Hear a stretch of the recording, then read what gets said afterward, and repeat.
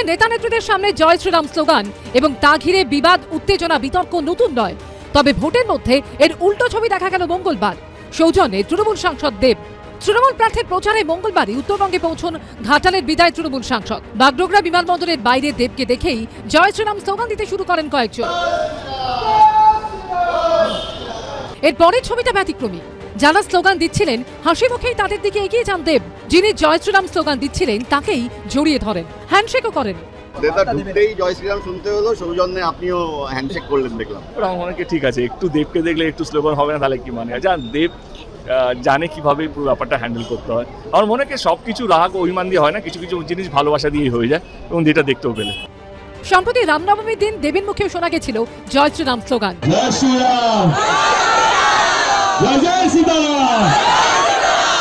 এবং জয় শ্রীরাম স্লোগান শুনেও হাসি মুখেই দেখা গেল দেবকে। ঠিক আছে, উনি বিজেপি কর্মী না, উনি আমার ভারতবাসী।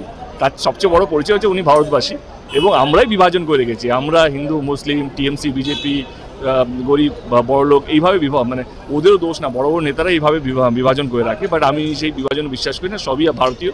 আমরা চাই যেই জিতুক না কেন ভারত দেশটা যেন উন্নতি করে। এর আগে ভাটপাড়ায় মুখ্যমন্ত্রীর কনভয় লক্ষ্য করে জয় শ্রীরাম স্লোগান দেওয়া নিয়ে বিতর্ক তৈরি হয়েছিল।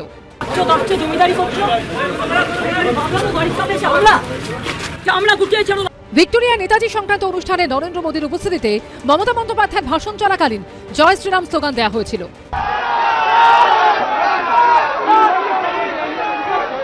এদিন দেবের সামনে জয় শ্রীরাম স্লোগানে অবশ্য কোনো বিতর্কই তৈরি হলো না। এদিন বালুরঘাটে তৃণমূল প্রার্থী বিপ্লব মিত্রর হয়ে প্রচারে কুশমন্ডিতে যান দেব। তবে এই কেন্দ্রের বিজেপি প্রার্থী এবং রাজ্য বিজেপি সভাপতি সুকান্ত মজুমদারের প্রশংসা শোনা যায় তার মুখে। আমার অনেক লোক বন্ধু বান্ধব আছে যারা বিজেপিতেও আছে, তাদের মধ্যে একটা অন্যতম নাম হচ্ছে সুকান্ত দা। আমার অত্যন্ত প্রিয় মানুষ। সুকান্ত দাকে শুভেচ্ছা। কে রাজনীতির ময়দানে যেই জিতুক না কেন, আমার মনে হয় কি মানুষ যাকে ভালোবাসবে, মানুষ যাকে বিশ্বাস করবে, তারই যেন জয় হয়। তো এই মঞ্চ থেকে সুকান্ত মজুমদারকে অনেক অনেক শুভেচ্ছা রইল। মঙ্গলবার নিজের প্রচার সভা থেকে দেবের সেই বক্তব্য সবাইকে শোনান সুকান্ত মজুমদার। বাংলা সিনেমার সুপারস্টার দেব, সে বলছে আমি বিপ্লব মিত্র নিয়ে পরে বলবো, আগে সুকান্ত মজুমদারকে বলছি। কি বলছে? বলছে আমার বিজেপিতে বহু বন্ধু আছে। শোনা যাবে এখান থেকে? তাহলে আমি শুরু দিই।